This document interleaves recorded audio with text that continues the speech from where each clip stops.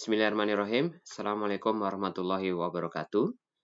Kembali lagi di mata kuliah Fundamental of Information System bersama saya Muhammad Wahidin Eskom Mkom, dosen STIMIK Rosma Karawang.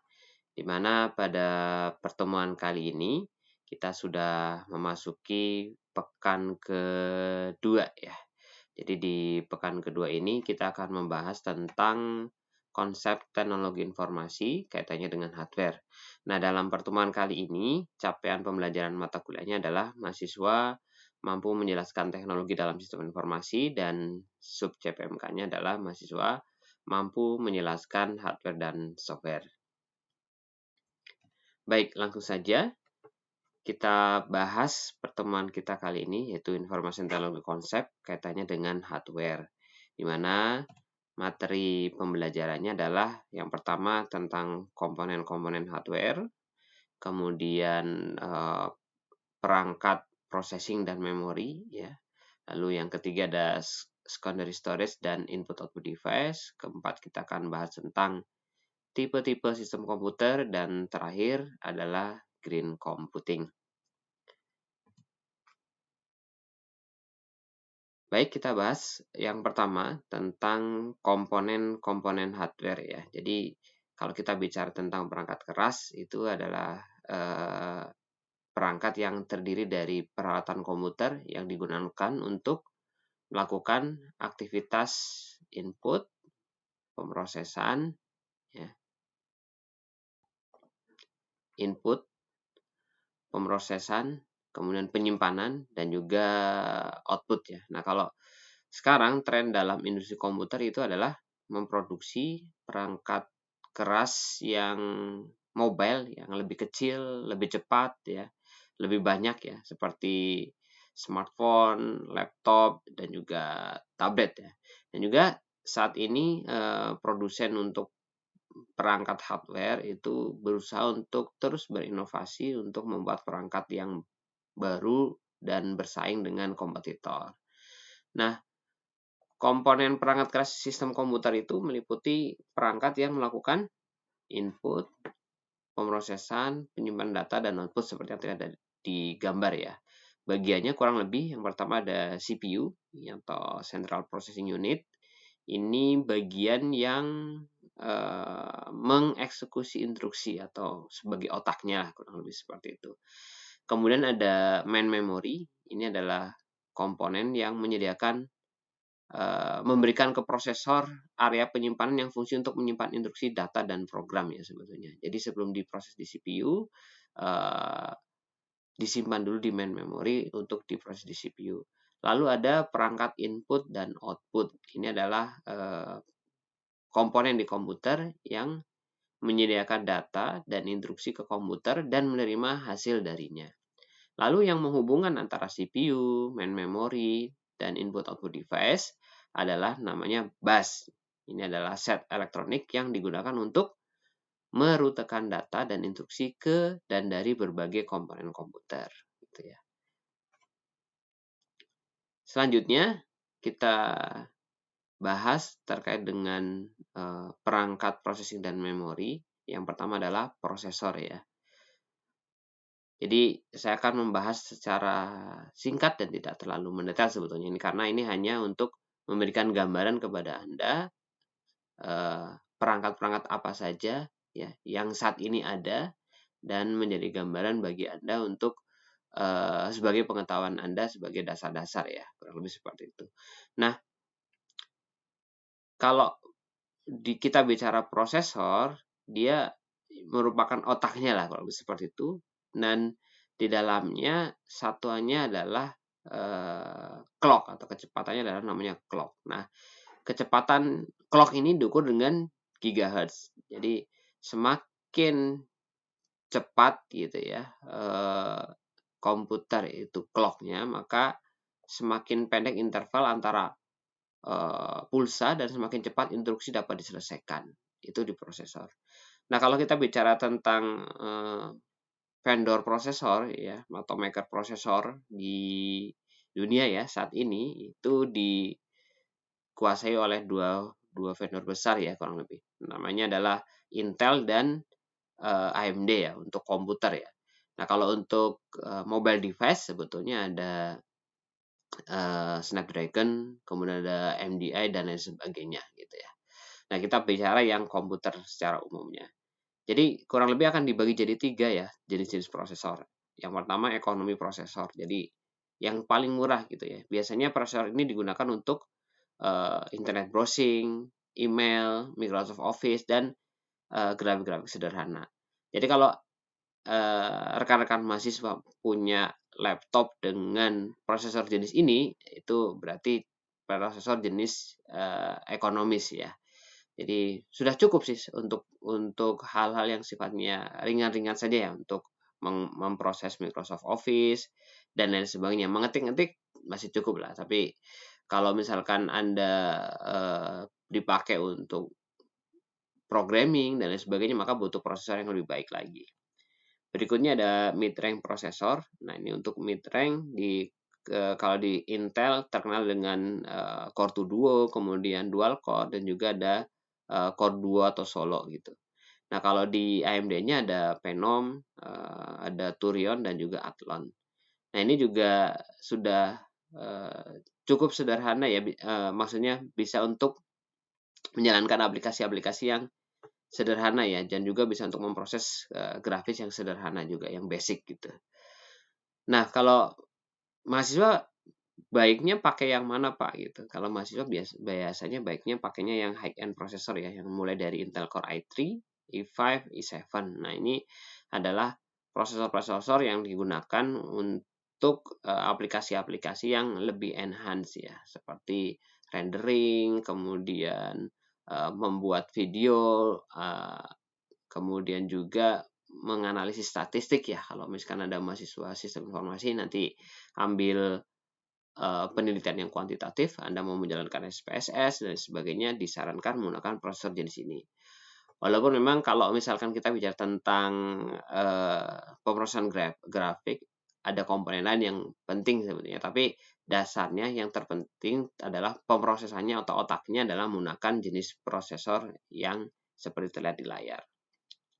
Baik, teknologi di prosesor itu ada beberapa ya, ada multiprocessing, parallel computing, dan grid computing. Intinya untuk multiprocessing adalah kemampuan pemrosesan komputer yang dilakukan secara serentaknya. Jadi ini memungkinkan 2 buah CPU untuk menjalankan satu buah pemrosesan gitu ya. Jadi menggunakan multiprocessing. Jadi kalau misalnya secara physically ya ada beberapa jenis komputer yang di dalamnya lebih dari satu CPU. Jadi bisa 2 CPU, 3 CPU dan lain sebagainya. Terutama perangkat server ya, itu lebih dari 2 CPU dan bisa melakukan proses multiprocessing. Lalu berikutnya ada parallel computing ya. Jadi kalau parallel computing ini adalah beberapa komputer yang kemudian di dalam sebuah teknologi parallel computing itu bisa melakukan pemrosesan secara bersama sehingga kan menjadi lebih cepat. Nah, namun demikian kalau kita bicara tentang parallel computing maka akan membutuhkan cost yang lebih besar ya karena melibatkan banyak device. Lalu ada versi yang lebih ekonomisnya yaitu penerapan grid computing ya. Jadi kalau grid computing ini menggunakan kumpulan komputer ya, dimiliki oleh beberapa individu atau organisasi tetapi bisa bekerja secara terkoordinasi untuk memecahkan masalah umum gitu ya. Jadi dia akan menggunakan pendekatan yang low cost ya untuk komputasi paralel. Ya, dan kalau kita bicara tentang grid computing itu bisa mencakup lusinan, ratusan bahkan ribuan komputer yang berjalan secara kolektif ya. Itu adalah teknologi-teknologi yang terkait dengan pemrosesan atau prosesor. Selanjutnya kita bicara tentang memori ya. Kalau kita bicara memori kita ada 2, ada RAM, ada ROM. Nah, ini kadang kalau misalkan kita bicara tentang teknologi smartphone ya, itu agak rancu ya karena kalau misalnya kita tanya ke rekan mahasiswa yang lain misalnya, tanya, "Handphone kamu memorinya berapa?" Nah, kadang ada yang menjawab, oh handphone saya 8 giga. Tapi ada juga yang menjawab, wah memori handphone saya 256. Yang benar yang mana? Nah, sebetulnya kalau misalnya kita bicara handphone ya, itu ada dua. Yang satunya adalah RAM, satunya adalah ROM gitu. RAM ini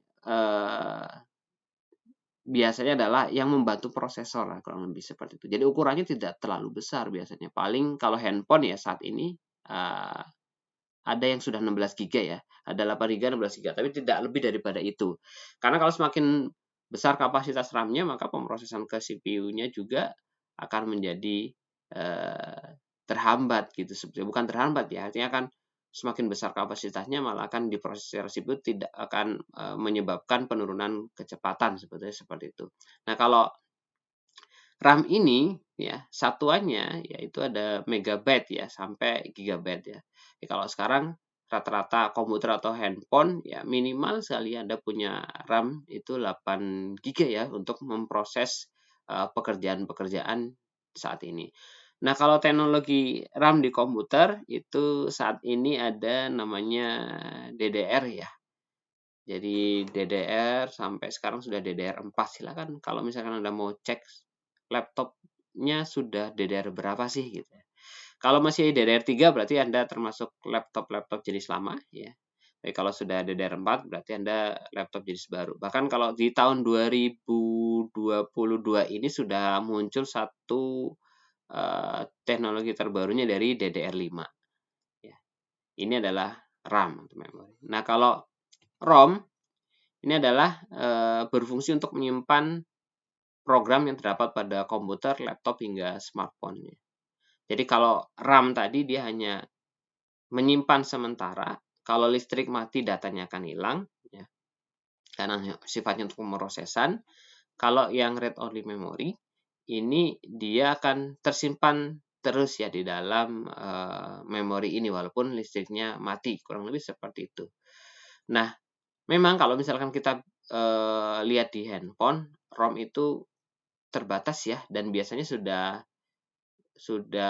fix ukurannya gitu. Contohnya misalkan ukurannya 256 giga. Nah, tapi kalau misalkan kita lihat kayak seperti handphone Android itu bisa ditambah external memory ya, bisa menggunakan SD card dan lain sebagainya. Tapi kalau bukan SD card ya, micro SD ya sekarang. Kalau SD card agak lebih besar, ada micro SD yang kecil, bisa dimasukkan ke handphone Android. Tapi seperti handphone keluaran dari Apple, seperti iPhone, itu tidak memiliki tambahan memori ya, slot memori lagi ya, external memory gitu.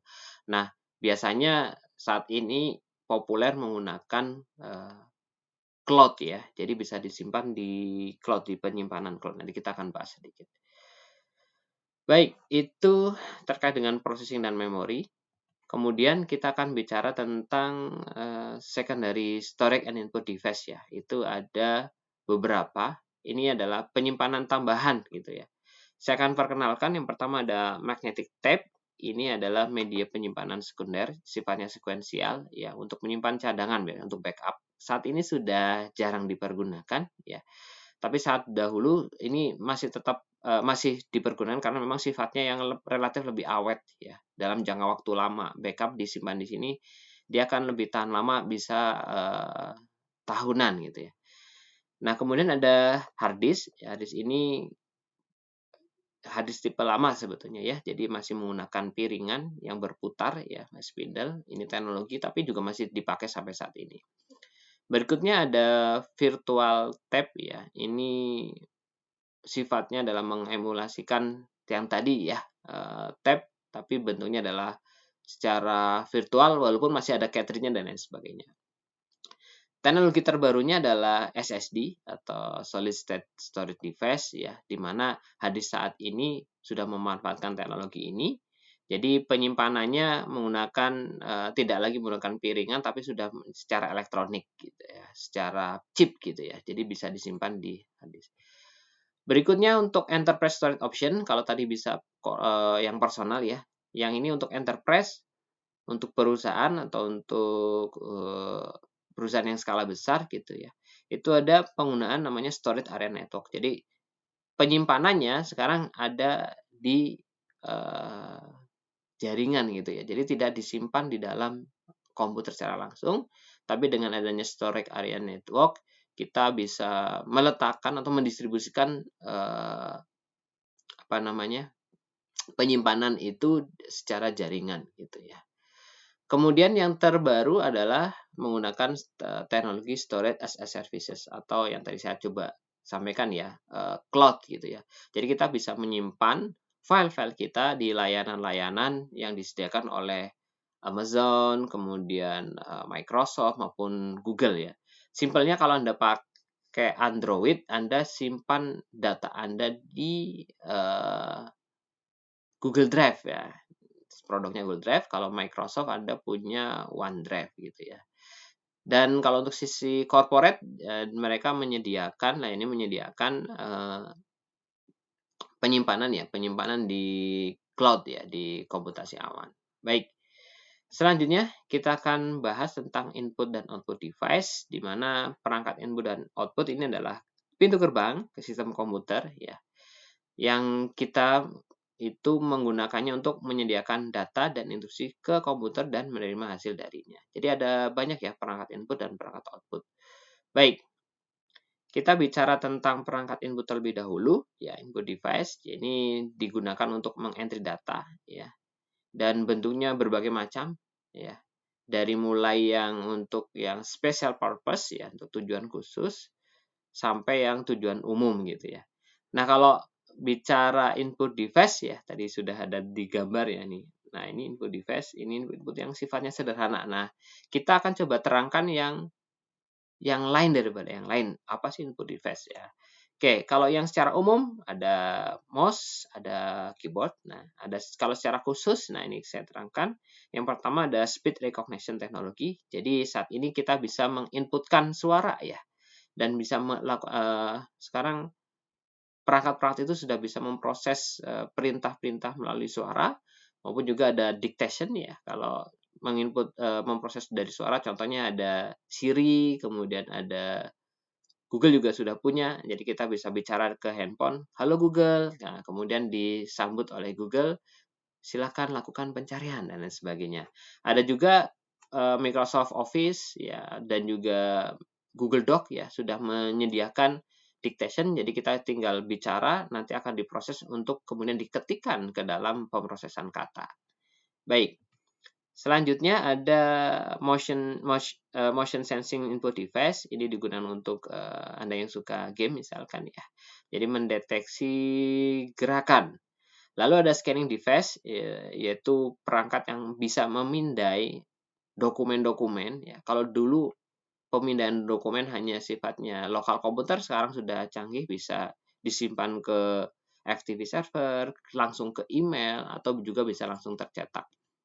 Berikutnya ada optical data readers. Ini input device untuk membaca sebuah dokumen ya dengan data optik. Ada dua, ada pengenal tanda optik OMR dan ada pengenal karakter optik. Kalau tanda optik itu sudah dipakai dari dulu ya untuk mendeteksi ujian. Kalau zaman dulu ada ujian ya, kayak misalkan ujian akhir ya, pakai yang dibulatin pakai pensil 2B misalkan. Nah, ini bisa dideteksi oleh perangkat ya untuk pengoreksian. Kalau zaman sekarang sudah canggih ya, sudah pakai online ya ujiannya. Nah, kalau OCR dia bisa melakukan pendeteksian terhadap teks ya dokumen. Jadi dokumennya di-scan kemudian dibaca oleh optical data reader, oleh OCR, untuk kemudian bisa terdeteksi agar bisa diproses ya teksnya. Ada magnetic strip card, ini digunakan untuk bisa ada ATM ya, ada juga kartu kredit dan sebagainya, tapi yang versi lebih canggihnya sudah menggunakan chip card ya. Lalu ada point of sales, ini adalah untuk menginput biasanya dipakai di retail ya, ada sering kalau misalnya memesan makanan dan sebagainya, ada di sana. Lalu ada ATM, mesin ATM, ada, ini Anda pasti sudah tahu semuanya, ada barcode scanner. Ini barcode scanner digunakan untuk membaca kode batang. Lalu ada RFID yang sekarang sudah banyak dipakai.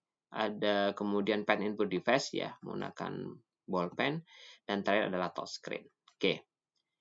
Selanjutnya ada output device. Kalau output device relatif lebih sedikit ya, ada display screen. Saat ini ada yang sudah LCD, LED, OLED maupun plasma. Dan ini perangkat yang sering Anda gunakan, printer. Printer sekarang juga banyak jenisnya.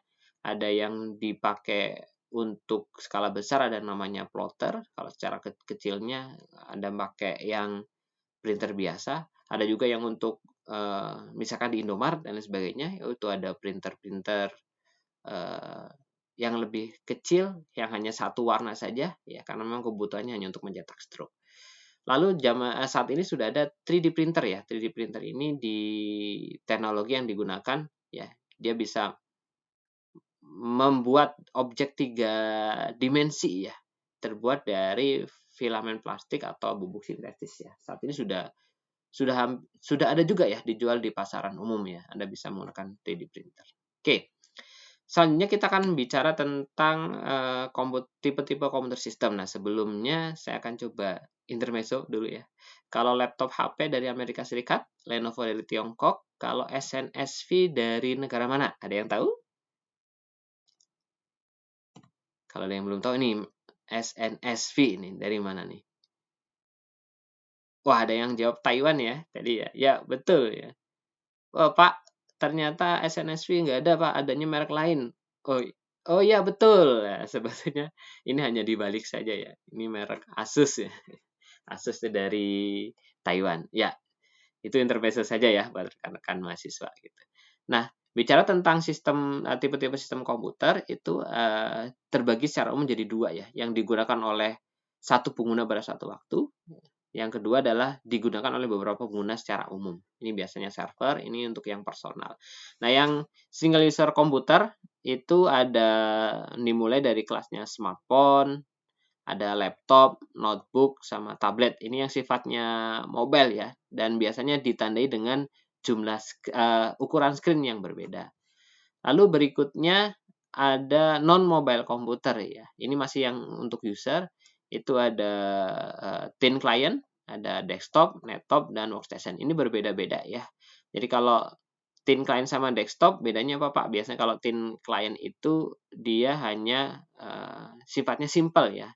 Dan biasanya operating system atau hardware-nya, hard disk dan lain sebagainya, dia diambil dari server, jadi dia perangkat yang relatif lebih singkat ya, lebih compact gitu ya. Biasanya dipakai di lab dan lain sebagainya ya. Kalau desktop Anda biasa pakai desktop, ada workstation itu adalah desktop yang lebih enhance untuk pemrosesan khusus. Lalu ada server. Kalau untuk server ini ada beberapa ya. Ini digunakan untuk multiple user. Itu ada server, mainframe, dan superkomputer.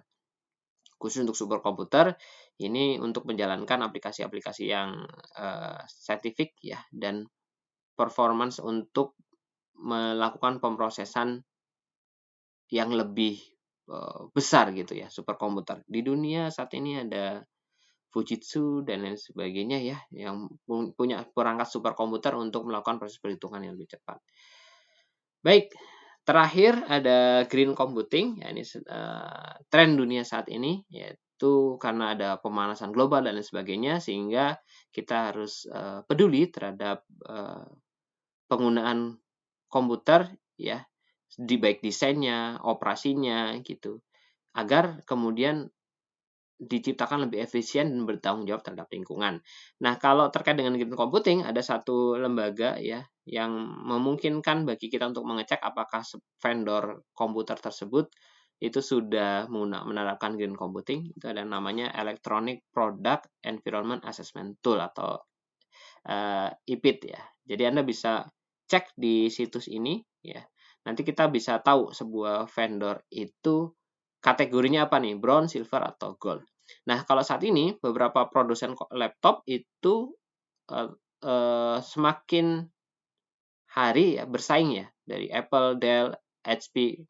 Selain bersaing harga, kinerja juga saat ini bersaing dengan menunjukkan keberpihakannya kepada green computing. Dan ini jadi strategi baru ya untuk membedakan diri dari persaingan. Jadi salah satu kompetisinya sekarang menciptakan teknologi yang green, istilahnya green. Ada juga pemanfaatan cloud ya, sehingga sekarang menjadi green computing gitu ya. Jadi menggunakan cloud berarti artinya kita meminimalisir penggunaan perangkat keras gitu ya. Dan juga artinya kita tidak ada hemat listrik dan sebagainya. Oke. Baik, itu materi yang bisa saya sampaikan. Selanjutnya kita akan kuis ya menggunakan Kahoot untuk melihat seberapa kemampuan Anda untuk menyerap ya materi yang tadi sudah saya sampaikan. Silakan dibuka Kahoot-nya. Ada pin-nya dan kita akan mulai sebentar lagi. Baik, kita sudah selesai untuk Kahoot-nya dan selamat bagi Anda yang sudah memperoleh nilai tertinggi ya. Mudah-mudahan nanti akan saya siapkan hadiahnya untuk Anda ya. Jadi nanti setiap mata kuliah saya akan ada kuis Kahoot-nya di akhir sesi. Nanti akan saya skor di akhir untuk siapa yang mendapatkan skor tertinggi akan mendapatkan hadiah dari saya. Selanjutnya untuk pertemuan kali ini kita ada tugas individu ya. Jadi silakan Anda pelajari tadi materi dari saya. Nah, kemudian cari referensi terkait topik inovasi teknologi hardware ya. Mau di Google, mau di YouTube, silakan Anda cari referensinya inovasi terkini terkait dengan teknologi hardware komputer. Nah, kemudian Anda buat video yang menjelaskan hasil temuan Anda terkait dengan inovasi teknologi tadi, yang paling menarik dan yang sekiranya menurut Anda bisa segera diimplementasikan. Nanti Anda buat videonya, kemudian upload di YouTube, dan silakan kirim link-nya kepada saya di LMS kita ya, di e-learning kita. Dan link tadi merupakan jawaban dari tugas-tugas ini. Baik, terima kasih atas kesempatannya. Dari saya mohon maaf apabila dalam penyampaian ada kekeliruan. Billahi taufiq wal hidayah. Assalamualaikum warahmatullahi wabarakatuh.